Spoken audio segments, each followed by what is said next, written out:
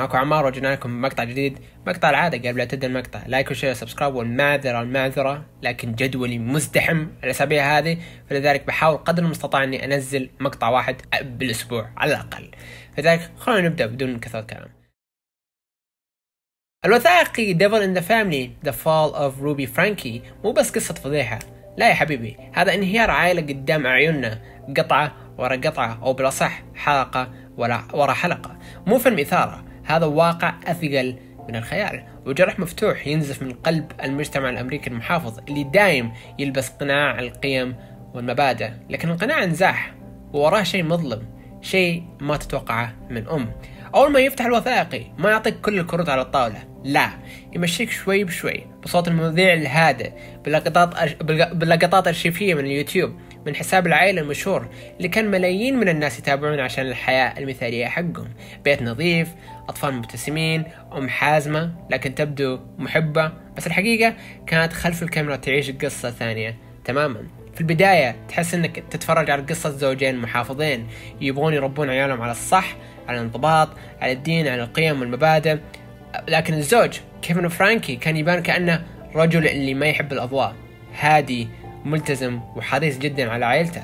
لكن بعدين تبدأ تشك، وينه؟ ليه ساكت؟ ليه ما تدخل؟ وتكتشف ان الصمت احيانا اخطر من الصراخ. روبي فرانكي الأم كانت قدوة لكثير من الأمهات، رمز التربية الحازمة اللي الكثير من الناس يشوفونها قدوة، خصوصا النساء. لكن وراء الستار كانت تشوف في العقاب القاسي حب، وكانت تشوف في الحرمان طريقة تهذيب، كانت تنفذ قناعات مش طبيعية، كأنها تقود جيش مو تربي أطفال. الوثائقي يخليك تمشي بين وجهتين نظر، الزوج اللي يدعي أنه ما كان يعرف وش اللي صار، وأنه كان ضحية مثل عياله، وأنه ابتعد عن زوجته لما بدأ يشوف تصرفاتها تصير غريبة. بس تيجي تسأل نفسك، معقولة أب ساكن في نفس البيت وما يدري أنه في شيء غلط يصير؟ وحتى لو كان في شيء غلط قاعد يصير، أنت الأب المفروض في ردة فعل معينة المفروض أنت تتخذها لما تصير هذه الأشياء الغريبة حولك. عموما تجيك وجهة نظر الأم الآن، وهي الوجهة النظر الثانية، وهي اللي تصدم. تكلمت بصوت واثق، قالت إنها تسوي الصح، إنها تنقذ عيالها من أنفسهم، من المجتمع، من الفساد.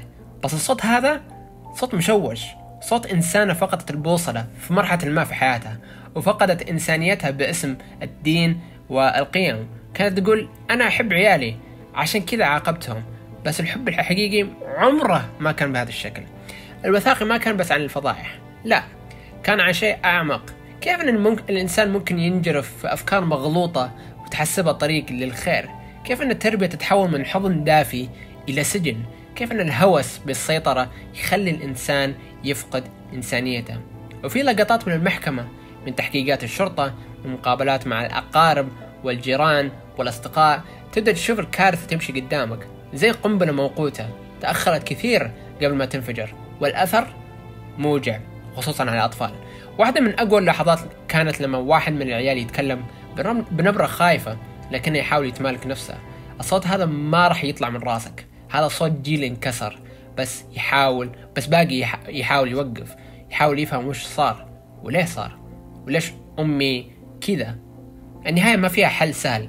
الوثائقي ما يعطيك ختام مريح، يعطيك مراية، يقولك ترى الشر ممكن يلبس وجه مبتسم، ممكن ينزل فيديوهات قصيرة كيف تصير أم ناجحة، ويخبي جحيم داخل البيوت. الخلاصة Devil in the Family مو وثائقي تتفرج عليه وانت تاكل فشار، لا، هذا وثائقي يخليك توقف، تفكر، تراجع نفسك، ويسألنا سؤال كلنا: متى نسكت باسم الخصوصية؟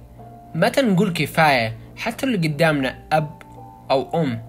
هل ممكن الحب يتحول لأداة تعذيب؟ والجواب للأسف نعم، إذا ما كان في وعي، وإذا سكتنا كثير.